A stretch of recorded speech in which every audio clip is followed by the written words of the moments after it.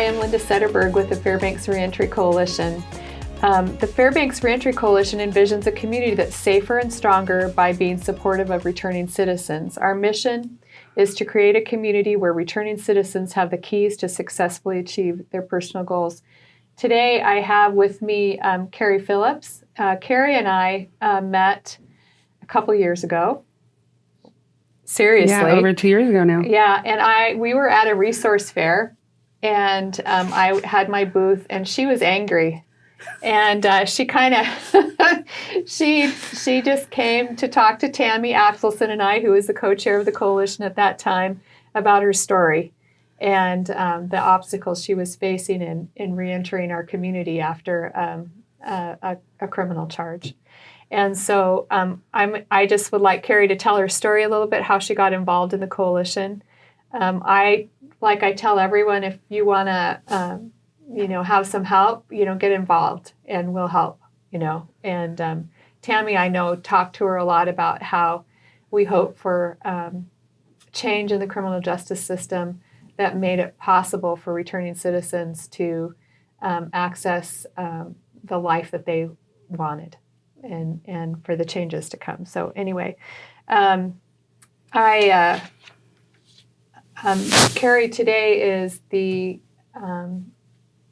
Community Connections Chair, which is a work group that we have at the coalition of people who are working directly with returning citizens and their socialization, really. And so I'm really pleased to have her there. She's been really instrumental in our peer support program and worked for us for a little while before she got a full-time job somewhere else. So anyway, thank you for coming to talk to me, Kerry. And can you tell us a little bit how you became a member of the coalition? A few months before that, probably about 8 months before that, I actually was living in Anchorage, and I got my dream job working at Aquila. For those who don't know, it's a recovery intensive outpatient program.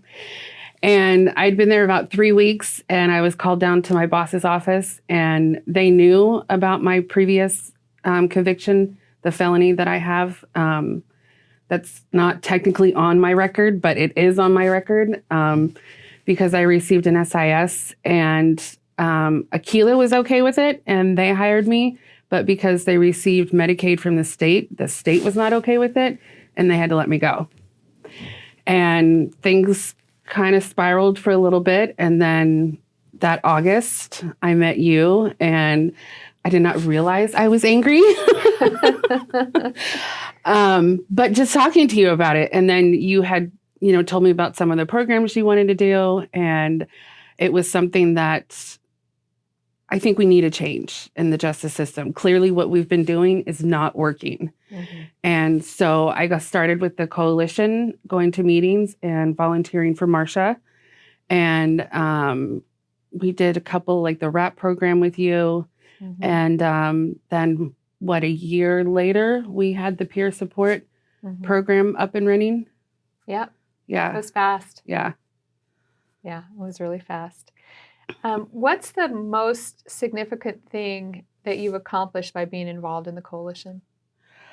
Well, one, I think starting the peer support and mm-hmm. the employment specialist programs that we started was huge. Mm-hmm. We didn't have that in Fairbanks. I think for a lot of people, if we would have had it years and years ago, not so many people would do the revolving door of justice. Mm-hmm. So I think that's kind of the major one.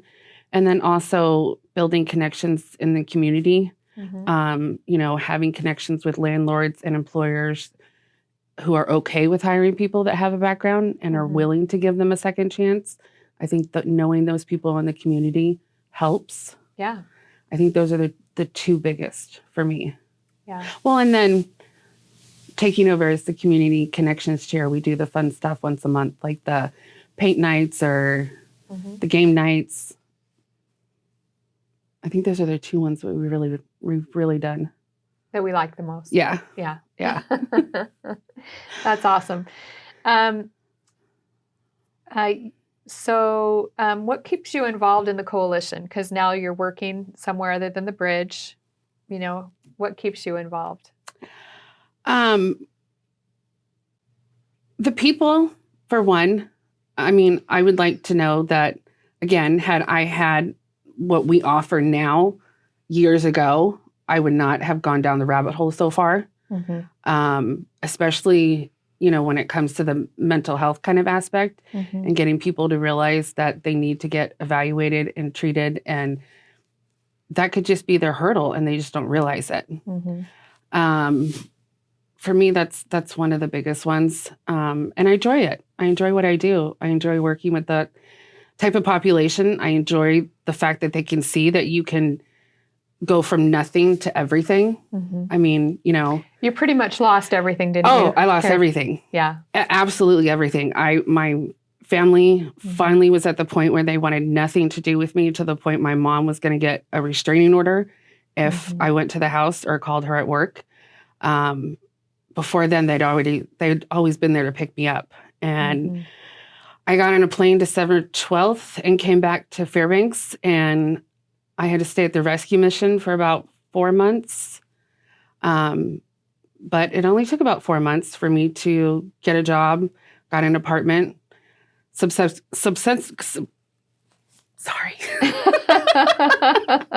Subsequently, I lost that job, again, because of my background, because the manager that hired me said it was okay. And then when he left and another manager took over, she said it wasn't okay.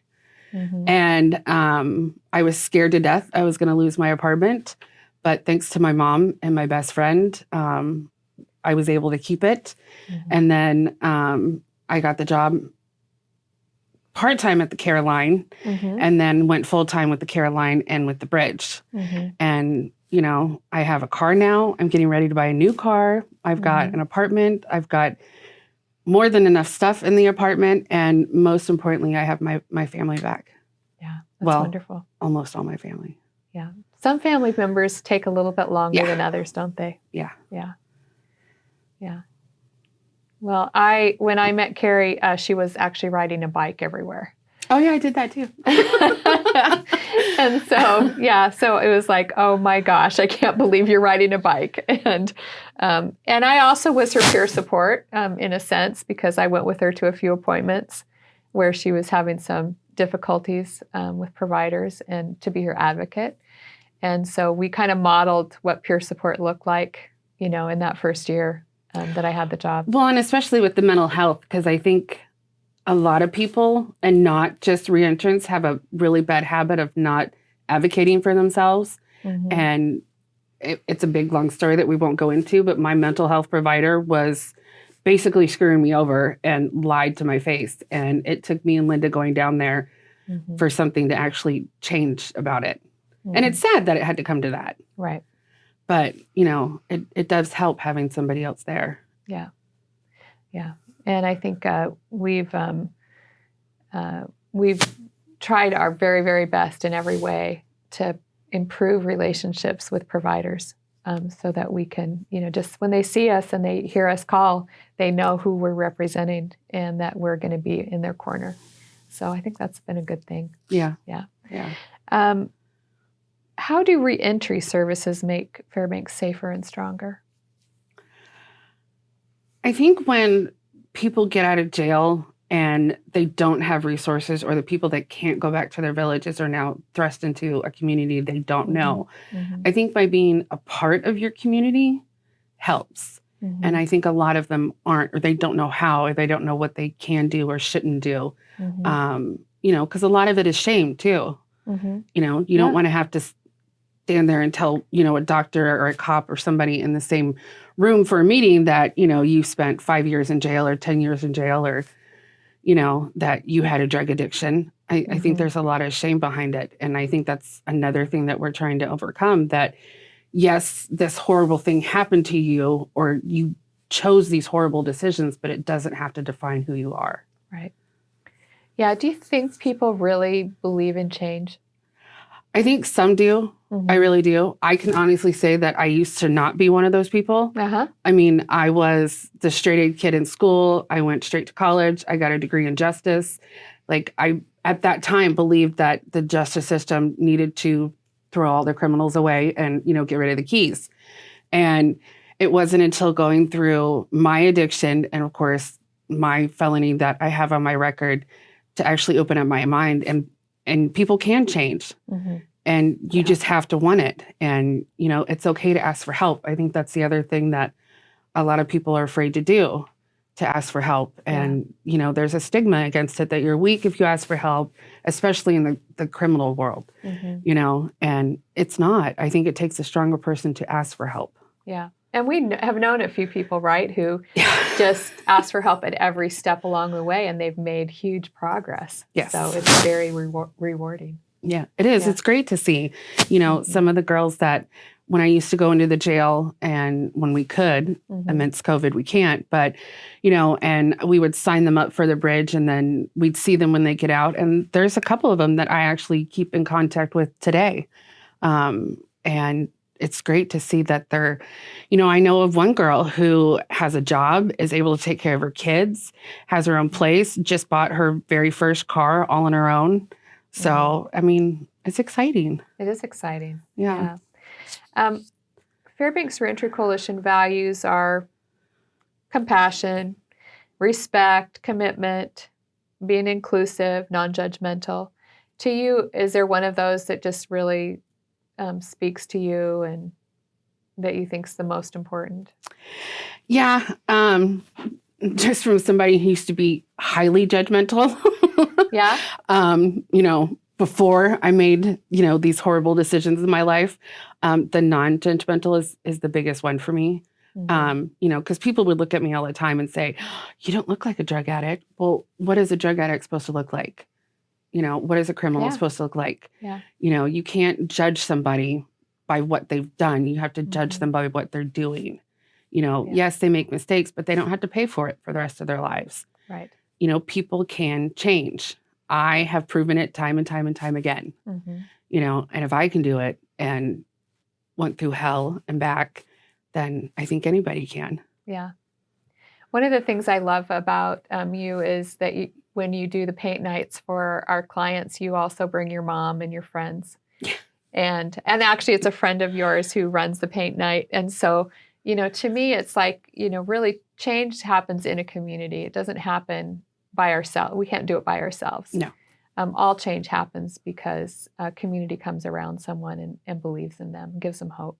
And sometimes it can be one or two people. Mm-hmm. For me, it was my friend that she never gave up on me. She never judged me. She didn't enable me, which was good, right. Which, I'm not trying to bash my family, but they did, but they didn't know any better. Nobody knew how to fix it. Mm-hmm. And she never did. And I can honestly say she's probably one of the biggest reasons I am the way that I am right now. Yeah, that's awesome. For the better. For the better. Well, I really appreciate you, Kerry, and I want you to know that. And I know that Marcia appreciates you, and I know that she was like, every time we let somebody volunteer, they get a job and they leave us. And so, but it's that proof, right? It's like, well, no, she volunteered. She did it for nothing. She would do a really good job if you paid her.